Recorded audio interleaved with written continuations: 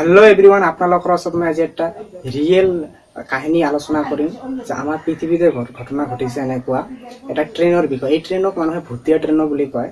তো আপুনি সম্পূৰ্ণ ভিডিঅ'খন চাওক, মই তেতিয়াহে বুজি পাব আৰু মই ইয়াৰ সাইন্টিফিক কাৰণকে এই বিষয়ে আলোচনা কৰিম। তো আপুনি ইমাজিন কৰা যে আপুনি এটা ট্ৰেইনত বহি আছে, ঠিক আছে। তো আপুনি নাজানে যে ট্ৰেইনখন ৰহস্যময়ভাৱে নোহোৱা হৈ যাব। এনেকুৱা ঘটনা ঘটিছিল ইটালীৰ এটা ট্ৰেইনৰ লগত। এই 1911 চনৰ কথা এটা জেনেটিক নামৰ কোম্পানী এখন নতুন ট্ৰেইন লঞ্চ কৰিছিল আৰু এই কোম্পানীৰ মতে ট্ৰেইনখনৰ যাত্ৰা কিমান সুবিধাজনক তাৰ কাৰণে 100 জন মানুহক কি কৰিছিল অফাৰ দিছিল আৰু 100 জন মানুহে সেই মতে অফাৰখিনি সাইন আপ কৰিছিল আৰু তাৰ পিছত ইটালীৰ পৰা ৰমলৈ যাত্ৰা আৰম্ভ হৈছিল। তাৰ লগত আৰু 6 জন এক্সট্ৰা এম্বুলেন্স আছিল, ৰেলৱে এম্বুলেন্স। তো ঘটনাটা এনেকুৱা যে একটা যাত্ৰা কৰোঁতে একটা লম্বাডি নামৰ টানেল আহিছিল। যেতিয়া লম্বাডি নামৰ টানেলটো সোমাইছিল প্ৰথমে, তেতিয়াই পেছেঞ্জাৰসকলে এটা ব্লাক আৰু হোৱাইট ধোঁৱা দেখা পাইছিল। যেতিয়াই ব্লাক আৰু হোৱাইট ধোঁৱাৰ কাষ চাপিছিল ট্ৰেইনখন, লাহে লাহে ট্ৰেইনখন নোহোৱা হৈ যাবলৈ ধৰিছিল। এনেকুৱা দুটা পেছেঞ্জাৰে ঘটনাখন দেখি তাৰ মগজু ভালদৰে কাম কৰা নাই আৰু ট্ৰেইনৰ পৰা জাপ মাৰিছিল। তাৰপিছত ট্ৰেইনখনৰ কোনো খবৰে পোৱা নাই। তাৰপিছত ৰেলৱে এম্বুলেন্স আৰু পুলিচে বহুত বিচাৰাৰ পাছতো একো খবৰ পোৱা নাই আৰু শেষত 2জন পেছেঞ্জাৰক লগ পাইছিল বেহুচ অৱস্থাত।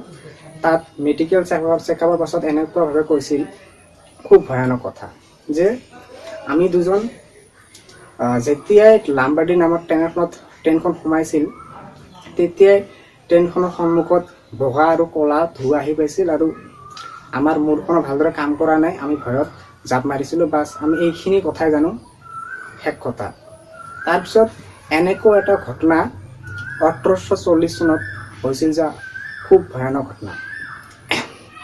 যে ঘটনাটা এনেকুৱা যে 104 জন পেছেঞ্জাৰ এটা সাইকোলজিষ্ট হস্পিটেলত আছিল মেক্সিকোত। অ'কে, তো এই মানুহজনৰ মতে এই 104 জন মানুহ ইটালীৰ পৰা আহিছে ট্ৰেইনৰে, আৰু তাত এটা 1906 চনত কিতাপো আছিল। অ'কে, 1840 চনত এটা 1906 চনৰ কিতাপ আছিল। তো 1911 চনৰ কথা, যেতিয়া ট্ৰেইনখন প্ৰথমে লঞ্চ হৈছিল ইটালীৰ পৰা ৰমলৈ। আপুনি বুজিব পাৰিছে কিমান ভয়ানক কাহিনী।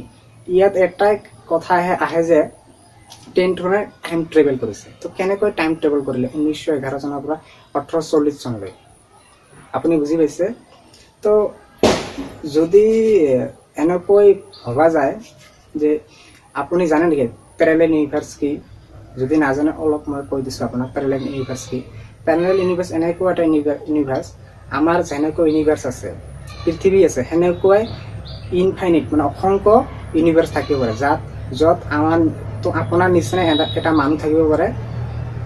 আপোনাৰ যেনেকুৱা বা 20 বছৰ আছে বা 18 বছৰ আছে, তাত আপোনাৰ 40 বছৰ হ'ব পাৰে, বা আপুনি প্ৰধানমন্ত্ৰী হ'ব পাৰে সেই ইউনিভাৰ্ছত। অ'কে, সেই পৃথিৱীখনত।